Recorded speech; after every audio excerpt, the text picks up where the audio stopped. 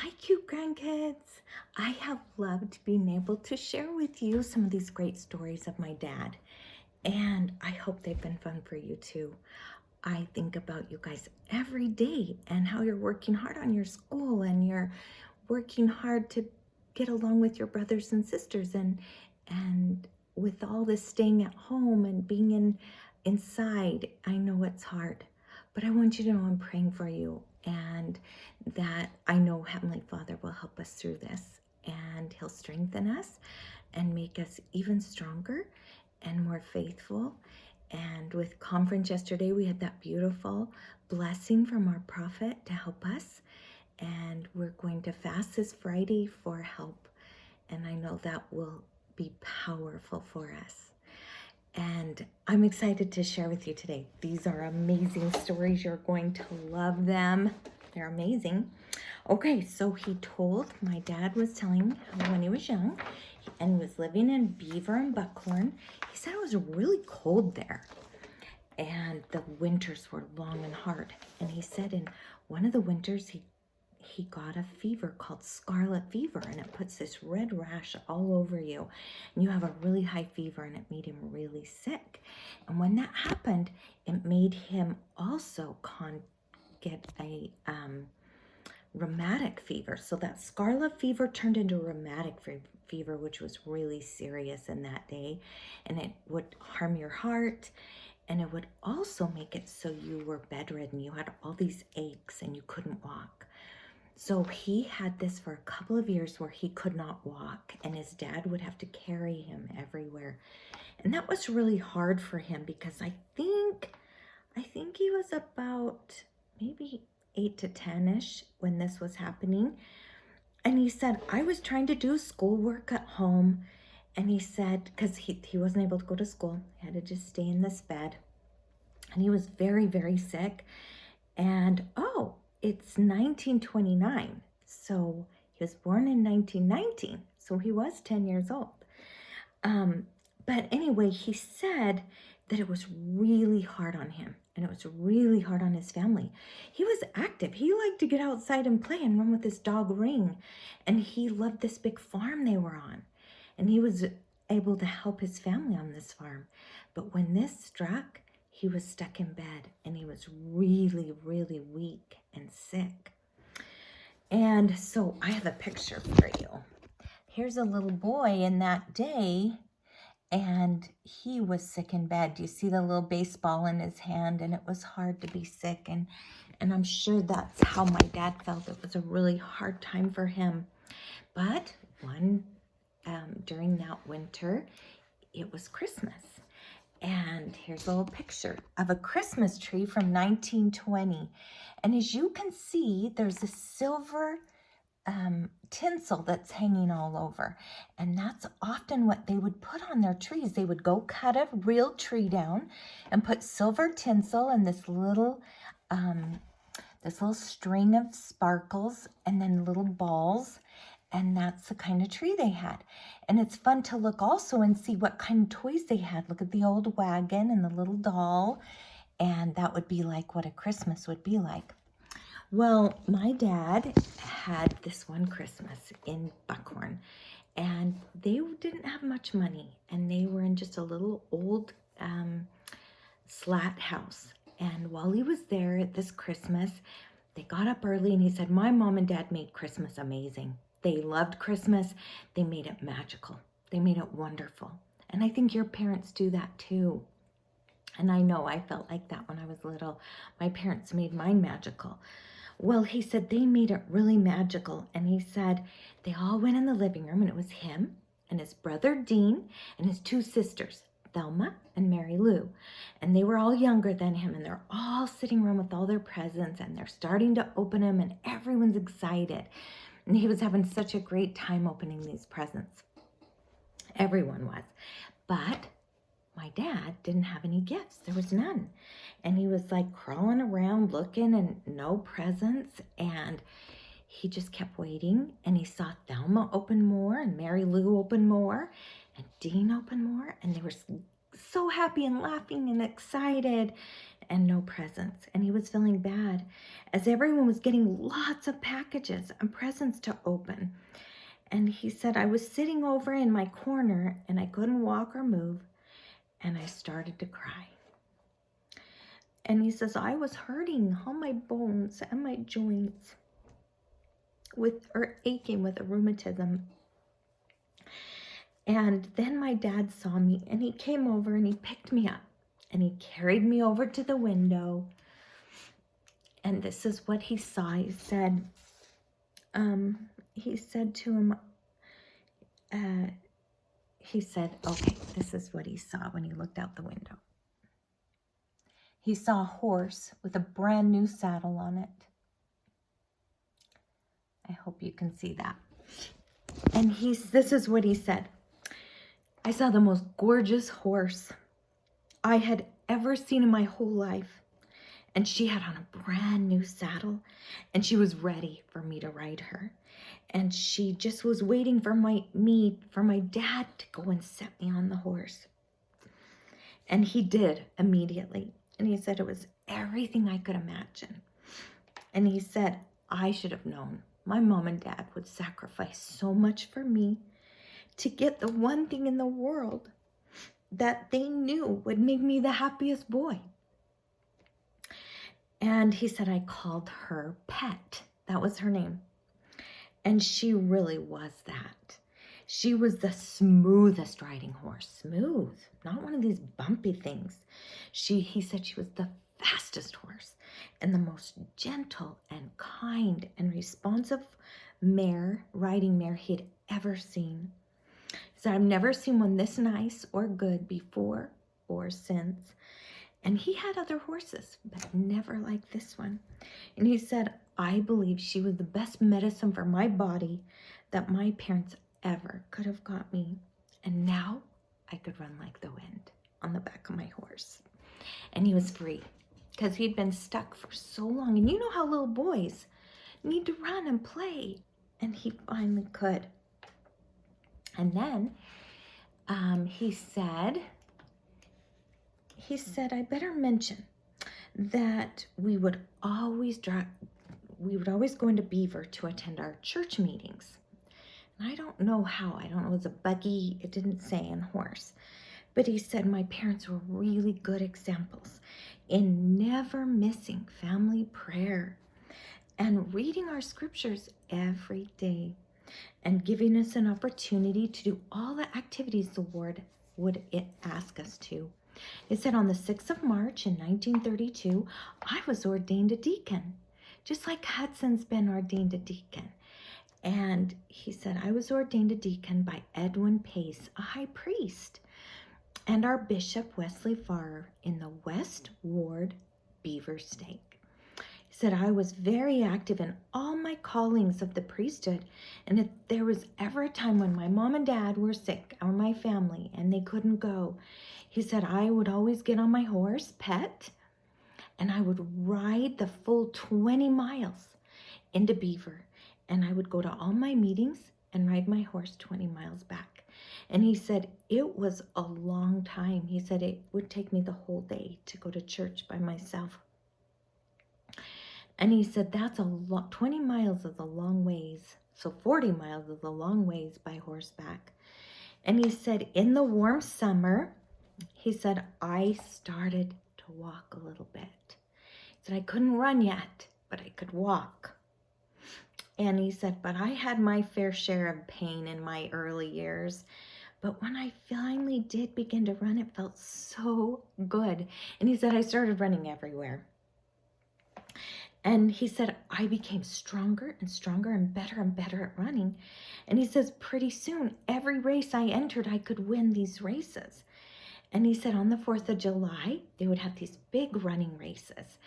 And he could win these races. And when you would win these races in the town 4th of July party, he said they would give you money. And he said, I could earn enough spending money to last me the whole year. And I remember my mom telling the same story. She could win all the races on the 4th of July when they would do running. I forgot to show you. Here's a picture of a horse that a boy rode to church. And this isn't my dad, but it's just to help you get the picture in your mind of how my dad would ride on those Sundays 40 miles to go to church. And it would take him the whole day. And then here's a picture in the 1920s, a running race. And just to show you a little picture of how it was for my dad on those 4th of July races. And he said he could earn so much money by winning all these running races. So that's a neat story. I thought that was kind of fun. He said that he was an active Boy Scout when he was little. Here's some boys from the 1920s, which would have been in the years my dad was a Boy Scout. And here was some scouts. I wanted you to see that picture because he was a scout. He was active. And he said one time he remembers hiking to the top of Belknap, which is a really big mountain. And I got a picture of it to show you.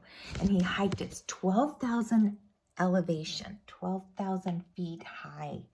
And he hiked to the top of this point right there. And he said it was a really long, big hike, but it was beautiful. And he said by the time they got up there, the air was so thin and it was hard to breathe, especially after he'd had that rheumatic fever and it kind of weakened his heart and lungs. But he said it was so beautiful. And then they took a day trip of about 7 or 8 miles into a lake called Puffer Lake. And he said it was a long way and he was really tired.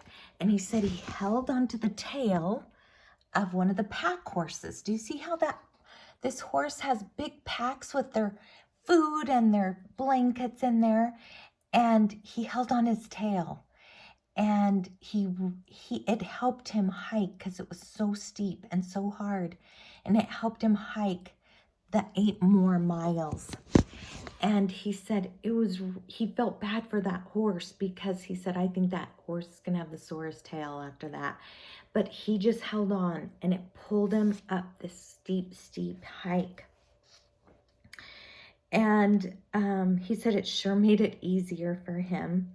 And he says, while they were up at this Puffer Lake that they hiked into, he said, so here's Puffer Lake, a picture I found online. That's beautiful.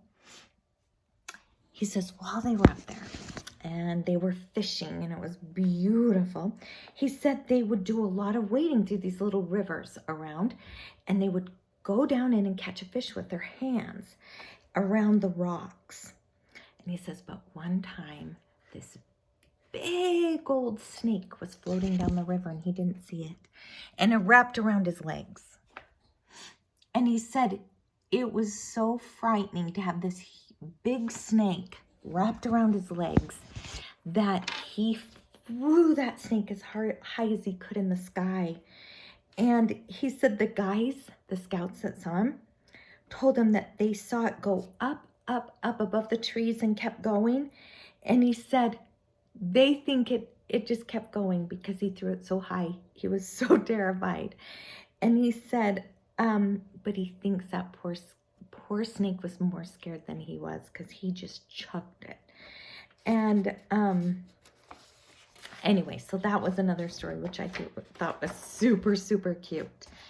And then this story was a great one. I remember him telling me as a little girl. He said that he remembers living this one summer in Buckhorn. He said he was about 11 or 12. He said his favorite cousin, LeVar Hutchings, came to stay with them for a few days.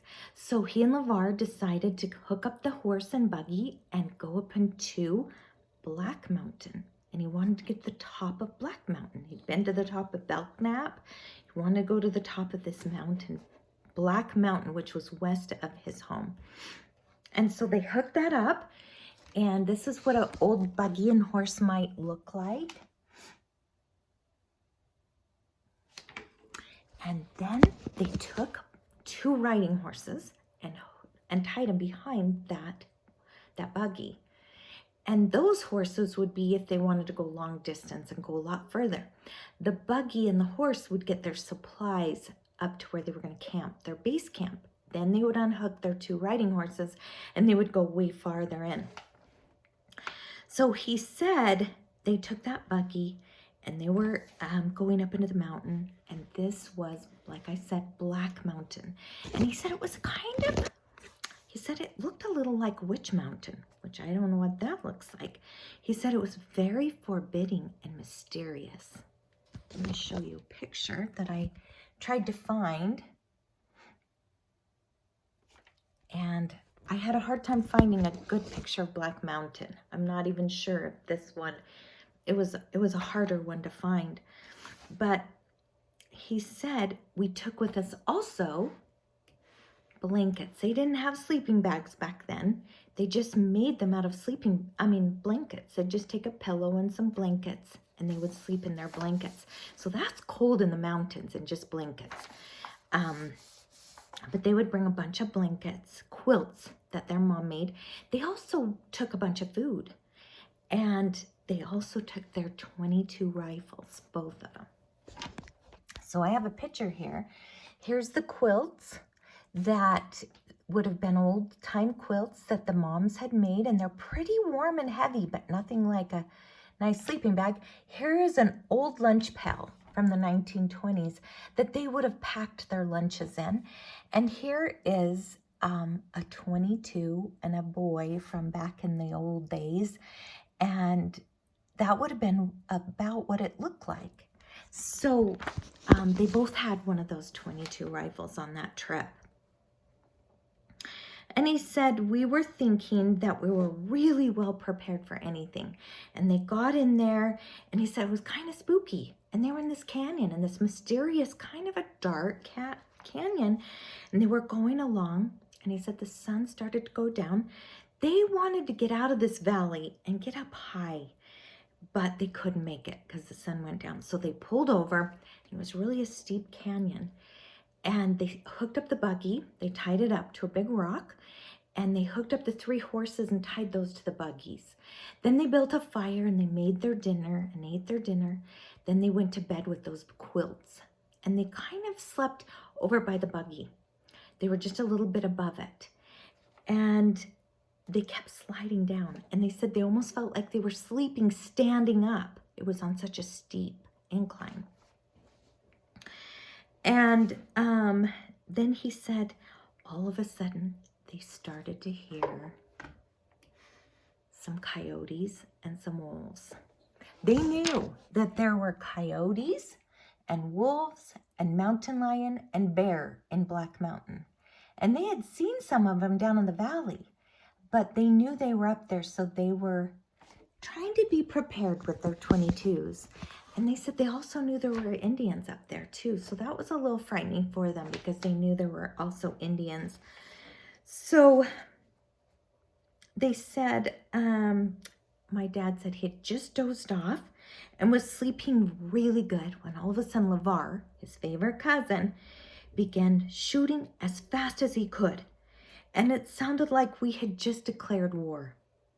We then both began shooting so we could see eyes in the dark all around us. And they were shooting at those eyes in that dark canyon. And we were shooting so much that we thought we'd use up all of our ammunition. And our poor horses must have thought we were shooting at them because they almost broke all the ropes they were tied with to the buggy. And he said we were scared to death. Well, I don't know how we ever went to sleep, but I guess we finally did because after about 2 or 3 more of these big shooting sprees that they had, he said, I don't remember, but he said we found ourselves asleep under the buggy. We'd slid under the buggy and we woke up the next day with the sun and we felt so much better. And we built a fire and we ate our breakfast. And then we found that we wanted to go up further up the canyon. So they unhooked their 2 riding horses. They knew they couldn't get that buggy up there. It was really steep. So they took their 2 riding horses and took off riding up and to go a little higher. They wanted to get up to the top. He said it took us several hours to get to the top of Black Mountain. He said, but then when we got up there, we had to go down a few miles into this really beautiful valley. And he said it was It was several miles long and about a mile wide. And he says, as I remember, there were wildflowers everywhere. There was the most beautiful meadow and this little stream that cut through it. So beautiful. He said, we thought we were in Shangri-La, which means like the most beautiful place you could imagine. And he said, we ate our lunch there. And he said, we wanted to stay longer for a couple more days. And he said, if we couldn't have got our buggy up there with all our supplies, we would have spent another night or two on that beautiful valley in Black Mountain. We knew, though, we didn't want to spend another night down in that spooky canyon where we had our buggy. So I'm going to show you a picture. I tried to find a picture of a valley in Black Mountain. And there's the beautiful wildflowers. So he said, but I'll never forget that night in the canyon. And the more we shot our guns at all the eyes around us, the more scared we were. But also, I'll never forget the beautiful valley on top of the beautiful Black Mountain. And every time, he said, I would be driving past and I would see the sign for Beaver and Buckhorn. Every time I was driving back home to Salt Lake or Provo, he said, I would always look at that mountain and remember 65 years ago with my cousin LeVar Hutchings and the fun time we had together on Buckhorn Flats and up at the Black Mountain many years ago. And he says, I never pass there that I don't look up and see that. So those are my stories for you today. I hope you'll enjoy them. I hope that they will help you see that you have so much strength and power in you, and that I love you, and I hope you're doing well.